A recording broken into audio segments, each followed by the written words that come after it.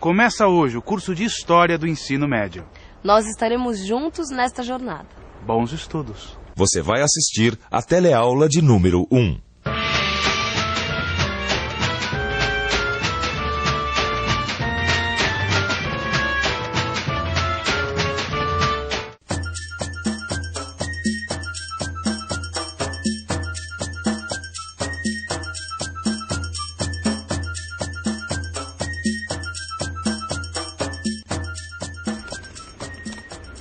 Tem gente que pensa que história é coisa antiga, que já passou e que só existe dentro de livro velho. Mas a história é viva. E está presente quando você acorda, quando vai trabalhar, quando vai ao cinema. Até quando você vai ao futebol, a história está em todos os lugares. E está principalmente aqui, no telecurso de História que começa agora. Nas teleaulas de História, você vai viajar por séculos de culturas, costumes e tudo o que diz respeito ao conhecimento histórico. Já na teleaula de hoje, você vai ver que a fonte histórica pode ser escrita, material ou oral. Vai perceber que ao conhecer a sua história, um povo passa a se conhecer melhor. Vai ver também que a preservação da cultura é muito importante para o estudo da história.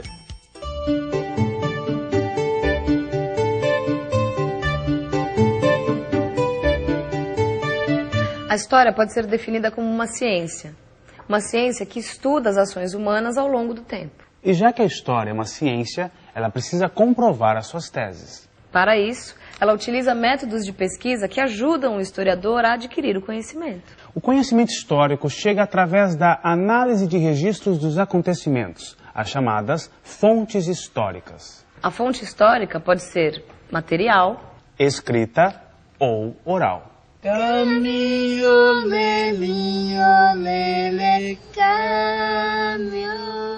Tia Aninha, ela me contou assim, praticamente toda a história da vida dos negros vindo para o Brasil.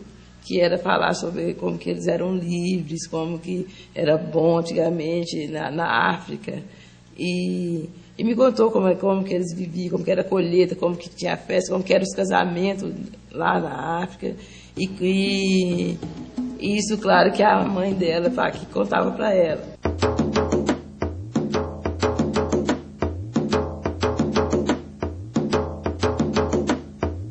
A história é o estudo das ações humanas ao longo do tempo.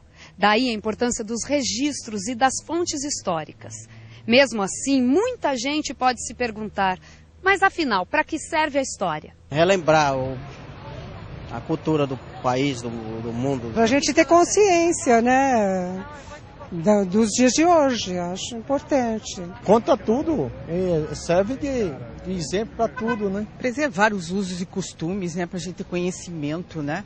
Acho que é importantíssimo. Ao conhecer a sua história, um povo passa a se conhecer melhor e começa a compreender melhor os outros povos, os outros países, o mundo. O que somos hoje é o resultado do que vivemos individualmente ou em grupo.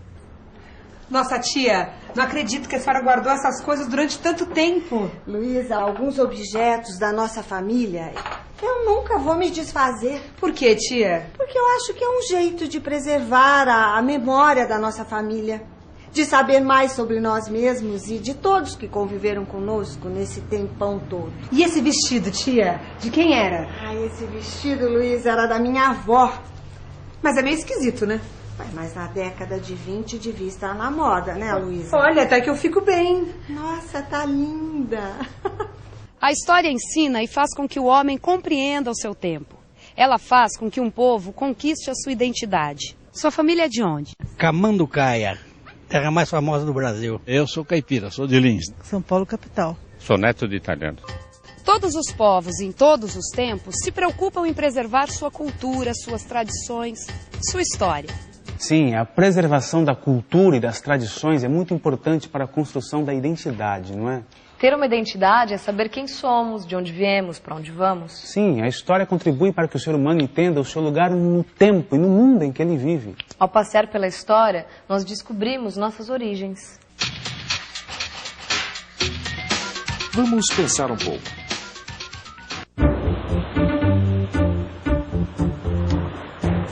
Deixa eu ver. Para que serve a história mesmo? Pelo que percebi, serve para que possamos saber mais sobre nós e sobre o mundo que nos rodeia. Mas como é que a gente pode saber mais? Pode ser através de livros, de filmes, de obras de arte. A história, assim, com H maiúsculo, é contada através da preservação da cultura. Com conhecimento histórico, fica mais fácil entender um montão de coisas. Cinema, novelas, peças de teatro, esculturas, livros, moda. Sim, porque a cultura de um povo também está no jeito de vestir, na culinária, nas festas, na religião. Tudo é cultura. Tudo é história. Olha, Luísa. Obrigada, tia. É ruim. É chá de boldo. Você não disse que estava com dor de barriga? É. Esse chá vai me fazer bem? Claro. Minha mãe tomava, minha avó tomava. É um remédio caseiro e tanto. Eu acho que eu já estou me sentindo melhor. Eu acredito. Sabe que um remédio caseiro como esse também é cultura? Já sei. E se a sua avó tomava antigamente, também é história. Olha que menina esperta! A cultura de um povo é importante para a construção da história, porque é através dela que nos adaptamos e nos inserimos na sociedade.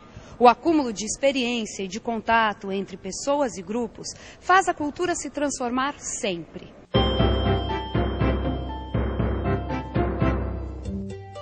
A cultura não é estática.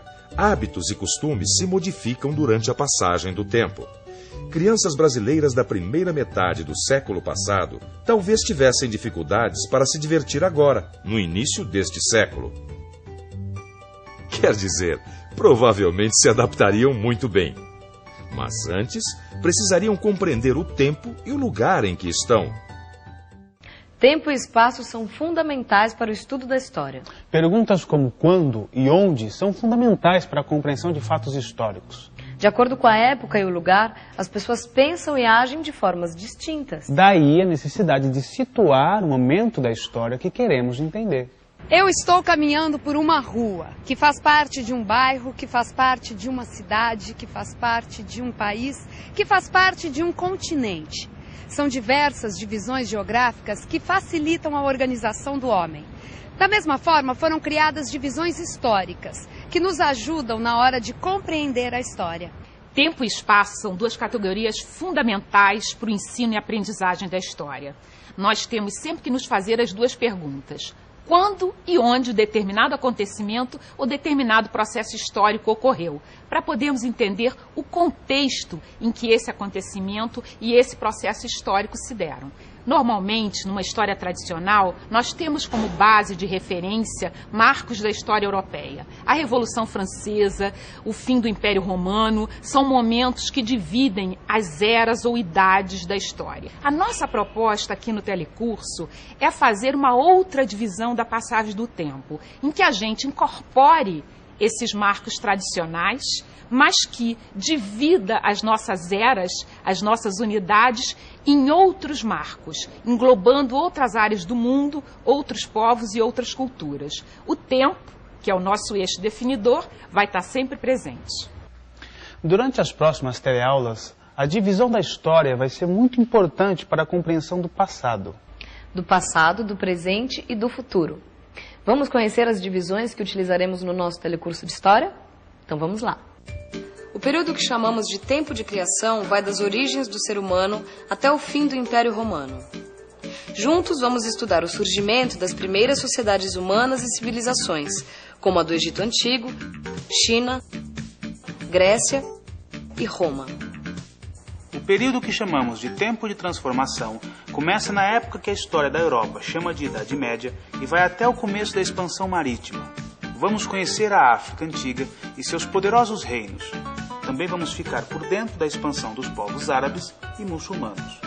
O tempo de construção de novos mundos começa com os encontros de indígenas das Américas com os europeus e vai até o início da conquista do território brasileiro no final do século XVI.